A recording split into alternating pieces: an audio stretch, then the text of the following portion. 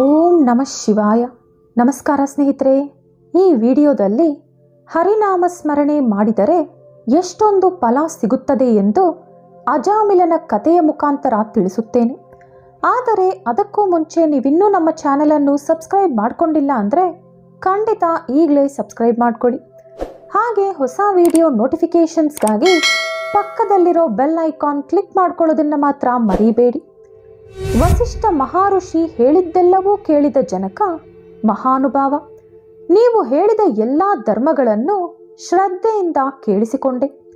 ನೀವೊಂದು ಧರ್ಮ ತುಂಬ ಸೂಕ್ಷ್ಮವೆಂದು, ಪುಣ್ಯ ಸುಲಭವಾಗಿ ಕಲುಗುತ್ತದೆ ಎಂದು, ಅದು ನದಿ ಸ್ನಾನ, ದೀಪದಾನ, ಫಲದಾನ, ಅನ್ನದಾನ, ವಸ್ತ್ರದಾನದಿಂದ ಕಲುಗುತ್ತದೆ ಎಂದು ಹೇಳಿದ್ದೀರಿ. ಇಂತಹ ಚಿಕ್ಕ ಪುಟ್ಟ ಧರ್ಮಗಳಿಂದಲೇ ಮೋಕ್ಷ ಸಿಗುತ್ತಿರುವಾಗ ವೇದೋಕ್ತವಾಗಿ ಯಜ್ಞ ಯಾಗಾದಿಗಳು ಮಾಡಿದರೂ ಕೂಡ ಮಾಡಿರುವ ಪಾಪಗಳು ಹೋಗುವುದಿಲ್ಲ ಎಂದು ನಿಮ್ಮಂಥ ಮುನಿಶ್ರೇಷ್ಠರೇ ಹೇಳುತ್ತಿದ್ದಾರೆ. ಅಂಥದ್ದರಲ್ಲಿ ನೀವು ಇಷ್ಟೊಂದು ಚಿಕ್ಕ ಕೆಲಸಗಳಲ್ಲಿ ಮೋಕ್ಷ ಪಡೆಯಬಹುದು ಎಂದು ಹೇಳುತ್ತಿರುವುದು ನನಗೆ ಮಹದಾಶ್ಚರ್ಯ ಕಲುಗಿಸುತ್ತಿದೆ. ದುಷ್ಟರು ಕೆಲವರು ಸದಾಚಾರಗಳನ್ನು ಪಾಟಿಸದೆ ವರ್ಣ ಸಂಕರರಾಗಿ ರೌರವಾದಿ ನರಕಕ್ಕೆ ಹೋಗುವಂಥ ಮಹಾಪಾಪಗಳನ್ನು ಮಾಡುವವರು ಇಷ್ಟೊಂದು ಸುಲಭವಾಗಿ ಮೋಕ್ಷ ಪಡೆಯುತ್ತಾರೆ ಅಂದರೆ ಅದು ವಜ್ರದ ಬೆಟ್ಟವನ್ನು ಉಗುರಿನಿಂದ ಕೀಳುವಂಥದ್ದು. ಹಾಗಾಗಿ ಇದರ ಮರ್ಮ ಏನೆಂದು ಬಿಡಿಸಿ ಹೇಳಿ ಎಂದು ಕೇಳಿದ. ಅದಕ್ಕೆ ವಸಿಷ್ಠ ಮಹಾಋಷಿ ಕಿರುನಗೆ ಬೀರಿ, ಜನಕ ಮಹಾರಾಜ, ನೀನು ಕೇಳಿದ ಪ್ರಶ್ನೆ ತುಂಬ ಚೆನ್ನಾಗಿದೆ. ನಾನು ವೇದಾಂಗಗಳನ್ನು ಕೂಡ ಪಠಿಸಿರುವೆ. ಅವುಗಳಲ್ಲಿ ಕೂಡ ಸೂಕ್ಷ್ಮ ಮಾರ್ಗಗಳಿವೆ. ಅವು ಏನೆಂದರೆ ಸಾತ್ವಿಕ, ರಾಜಸ, ತಾಮಸ ಎಂದು 3 ರೀತಿಯಾದ ಧರ್ಮಗಳು.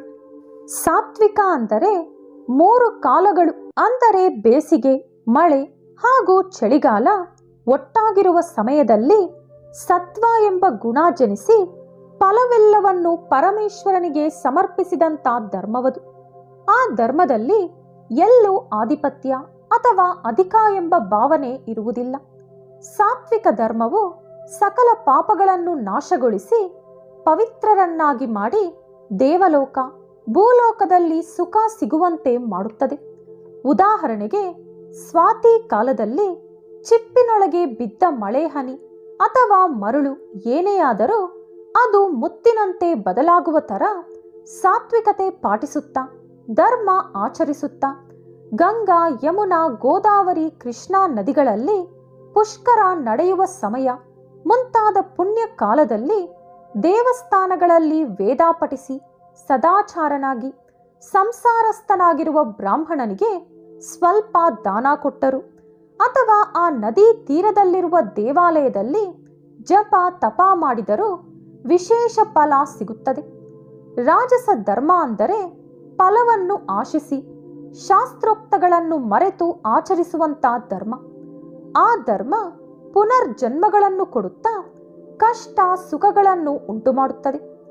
ತಾಮಸ ಧರ್ಮ ಅಂದರೆ ಶಾಸ್ತ್ರೋಕ್ತ ವಿಧಿಗಳನ್ನು ಬಿಟ್ಟು 3 ಕಾಲಗಳು, ಅಂದರೆ ಬೇಸಿಗೆ, ಮಳೆ ಹಾಗೂ ಚಳಿಕಾಲಗಳು ಸಮವಾಗಿ ಇಲ್ಲದಿರುವಾಗ ಆಚರಿಸುವಂತ ಧರ್ಮ.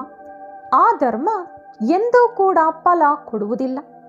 3 ಕಾಲಗಳು ಸಮವಾಗಿರುವಾಗ ತಿಳಿದಾಗಲಿ ತಿಳಿಯದೇ ಆಗಲಿ ಸ್ವಲ್ಪ ಧರ್ಮ ಮಾಡಿದರೂ ಶ್ರೇಷ್ಠ ಫಲ ಸಿಗುತ್ತದೆ. ಅಂದರೆ ರಾಶಿ ರಾಶಿ ಮರದ ತುಂಡುಗಳು ಒಂದು ಚಿಕ್ಕ ಬೆಂಕಿ ಕಣದಿಂದ ಭಸ್ಮವಾಗುವಂತೆ ಶ್ರೀಮನ್ನಾರಾಯಣನ ನಾಮವು ತಿಳಿದಾಗಲಿ ತಿಳಿಯದೇ ಆಗಲಿ ಉಚ್ಚರಿಸಿದವರ ಸಕಲ ಪಾಪಗಳು ಹೋಗಿ ಮುಕ್ತಿ ಸಿಗುತ್ತದೆ. ಅದಕ್ಕೊಂದು ಇತಿಹಾಸವಿದೆ, ಹೇಳುತ್ತೀನಿ ಕೇಳು ಜನಕ. ಪೂರ್ವಕಾಲದಲ್ಲಿ ಕನ್ಯಾಕುಬ್ಜ ಎಂಬ ನಗರದಲ್ಲಿ 4 ವೇದಗಳನ್ನು ಪಠಿಸಿರುವ ಒಬ್ಬ ಬ್ರಾಹ್ಮಣನಿದ್ದ. ಅವನ ಹೆಸರು ಸತ್ಯವ್ರತ. ಅವನಿಗೆ ಸಕಲ ಸದ್ಗುಣ ರಾಶಿಯಾದ ಹೇಮವತಿ ಎಂಬ ಹೆಂಡತಿ ಇದ್ದಳು. ಆ ದಂಪತಿಗಳ ಅಪೂರ್ವ ಪ್ರೇಮದಿಂದ ಅನ್ಯೋನ್ಯ ದಂಪತಿಗಳೆಂದು ಹೆಸರು ಗಳಿಸಿಕೊಂಡಿದ್ದರು. ಅವರಿಗೆ ತುಂಬಾ ವರ್ಷಗಳ ನಂತರ ಒಬ್ಬ ಮಗ ಜನಿಸಿದ. ಅವರು ಆ ಬಾಲಕನನ್ನು ಅಪರೂಪವಾಗಿ ಅತಿ ಮುದ್ದಾಗಿ ಬೆಳೆಸುತ್ತಾ ಅಜಾಮಿಲ ಎಂದು ನಾಮಕರಣ ಮಾಡಿದರು. ಆ ಬಾಲಕ ದಿನೇ ದಿನೇ ಬೆಳೆಯುತ್ತಾ ಅತಿ ಮುದ್ದಿನಿಂದ ಹಿರಿಯರನ್ನು ಕೀಳಾಗಿ ಕಾಣುತ್ತಾ ಕೆಟ್ಟ ಸಹವಾಸಗಳು ಮಾಡುತ್ತಾ ವಿದ್ಯೆ ಕಲಿಯದೆ ಬ್ರಾಹ್ಮಣ ಧರ್ಮಗಳನ್ನು ಪಾಟಿಸದೆ ಸಂಚರಿಸುತ್ತಿದ್ದ. ಈ ರೀತಿ ಕೆಲ ಕಾಲಕ್ಕೆ ಯೌವನಕ್ಕೆ ಬಂದ ಮೇಲೆ ಕಾಮಾಂಧನಾಗಿ ಒಳ್ಳೆಯದು ಕೆಟ್ಟದ್ದು ಮರೆತು ಯಜ್ಞೋಪವೀತ ಕಿತ್ತೆಸೆದು ಮದ್ಯ ಸೇವಿಸುತ್ತಾ ಒಂದು ಕೀಳು ಜಾತಿಯ ಸ್ತ್ರೀಯನ್ನು ಪ್ರೀತಿಸಿ ನಿರಂತರ ಅವಳೊಂದಿಗೆ ಕಾಮಕ್ರೀಡೆಯಲ್ಲಿ ತೇಲಾಡುತ್ತಾ ಮನೆಗೆ ಬರದೆ ತಂದೆ ತಾಯಿಯನ್ನು ಮರೆತು ಅವಳ ಮನೆಯಲ್ಲೇ ವಾಸವಿರುತ್ತಿದ್ದ. ಅತಿ ಪ್ರೀತಿಯಿಂದಾದ ಪರಿಣಾಮ ನೋಡಿದೆಯ ರಾಜ. ಅವರ ಮಕ್ಕಳ ಮೇಲೆ ಎಷ್ಟು ಪ್ರೀತಿ ಅನುರಾಗ ಇದ್ದರೂ ಮೇಲೆ ತೋರಿಸಿಕೊಳ್ಳದೆ ಚಿಕ್ಕಂದಿನಿಂದಲೂ ಅವರನ್ನು ಪದ್ಧತಿಯಿಂದ ಬೆಳೆಸದೇ ಹೋದರೆ ಈ ರೀತಿಯೇ ನಡೆಯುತ್ತದೆ. ಅಜಾಮಿಲ ಕುಲಭ್ರಷ್ಟನಾದ ಕಾರಣ ಅವನ ಬಂಧುಗಳು ಅವನನ್ನು ದೂರ ಇಟ್ಟರು. ಇದರಿಂದ ಅಜಾಮಿಲ ಇನ್ನಷ್ಟು ಹದಗೆಟ್ಟು ಪಕ್ಷಿ ಪ್ರಾಣಿಗಳನ್ನು ಬೇಟೆಯಾಡಿ ಅವುಗಳನ್ನು ತಿನ್ನುತ್ತಾ ಒಬ್ಬ ಬೇಟೆಗಾರನಂತೆ ಬದುಕುತ್ತಿದ್ದ. ಒಂದು ದಿನ ಆ ಇಬ್ಬರು ಪ್ರೇಮಿಗಳು ಕಾಡಿನಲ್ಲಿ ಬೇಟೆಯಾಡುತ್ತಾ ಹಣ್ಣುಗಳನ್ನು ಕೀಳುತ್ತಿರುವಾಗ ಆ ಮಹಿಳೆ ಜೇನು ಕೀಳಲು ಮರ ಹತ್ತಿ ರೆಂಬೆ ಮುರಿದು ಕೆಳಗೆ ಬಿದ್ದು ಸತ್ತು ಹೋದಳು. ಅಜಾಮಿಲ ಆ ಹೆಣ್ಣಿನ ಮೇಲೆ ಬಿದ್ದು ಸ್ವಲ್ಪ ಹೊತ್ತು ಅತ್ತು ಅದರ ನಂತರ ಆ ಕಾಡಿನಲ್ಲೇ ಅವಳನ್ನು ದಹನ ಮಾಡಿ ಮನೆಗೆ ಹಿಂದಿರುಗಿ ಬಂದ.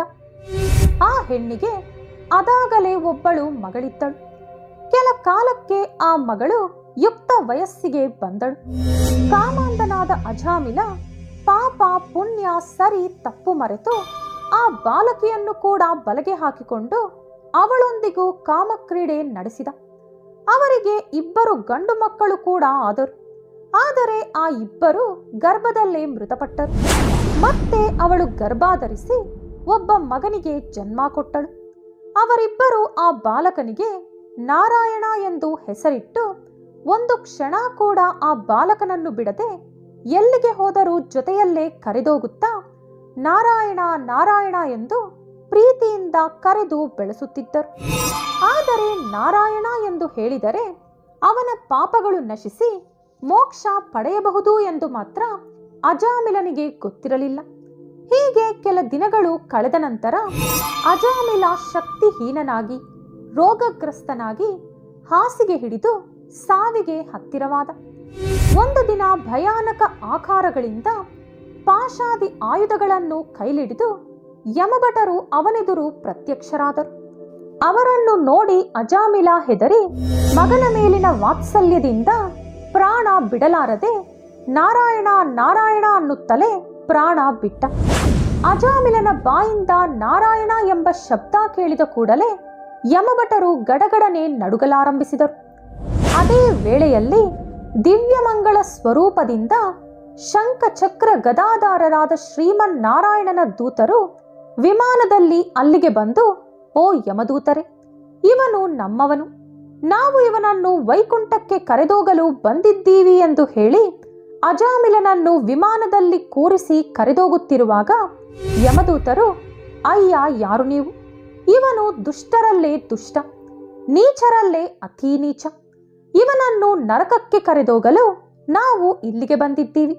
ಇವನನ್ನು ನಮಗೆ ಒಪ್ಪಿಸಿ ಎಂದು ಕೇಳಿದರು. ಅದಕ್ಕೆ ವಿಷ್ಣುದೂತರು ಏನು ಹೇಳಿದರು ಎಂದು ಮುಂದಿನ ಅಧ್ಯಾಯದಲ್ಲಿ ನೋಡೋಣ. ಇಲ್ಲಿಗೆ ಕಾರ್ತಿಕ ಪುರಾಣ 8ನೇ ಅಧ್ಯಾಯ ಸಮಾಪ್ತಿ. ನಾಳೆ 9ನೇ ಅಧ್ಯಾಯದೊಂದಿಗೆ ಪುನಃ ಭೇಟಿಯಾಗೋಣ.